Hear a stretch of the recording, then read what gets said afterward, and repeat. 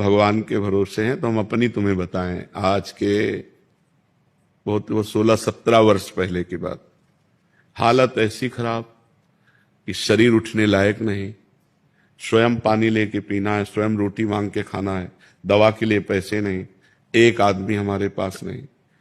तो सैमसी है जहां गुरु आश्रम पहले था, बच्चापन से जहां जुड़े थे, तो वहां के लोगों को जब पता चला तो गाड़ी भरकर लोग आए।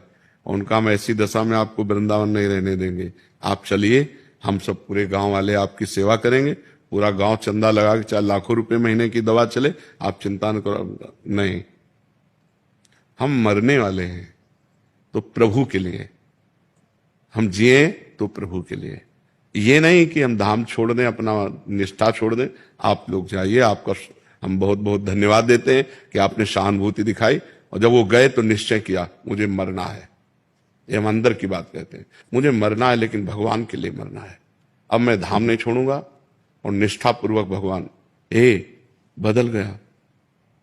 देख लो आप, ये वो व्यक्ति है जिसको मांगने से रोटी भरपेट नहीं मिली।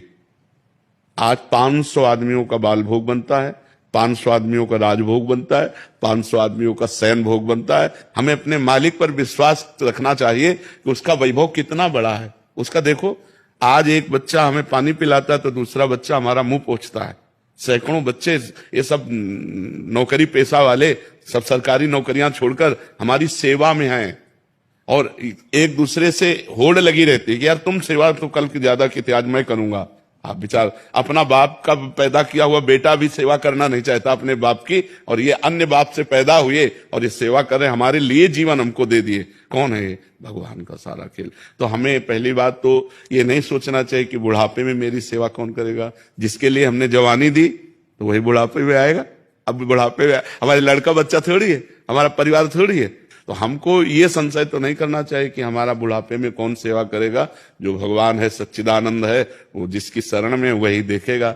और परिवार, संसार, अच्छा मान लो हमारा ब्याह हो गया, पति मर गया, तो फिर हम ऐसे रह गए।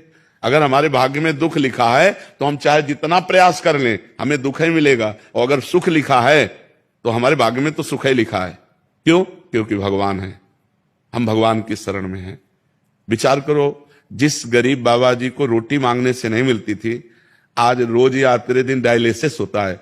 भरोसो दृढ़ इन चरणन केरो, भरोसो दृढ़ इन चरणन। जब प्रभु के चरणों का हम भरोसा कर लेते हैं तो फिर ये प्रश्न नहीं होना चाहिए कि मेरी वृद्धावस्था में कौन सेवा करेगा। नहीं, ये नहीं सोचना चाहिए। हमने जीवन भगवान को दिया है,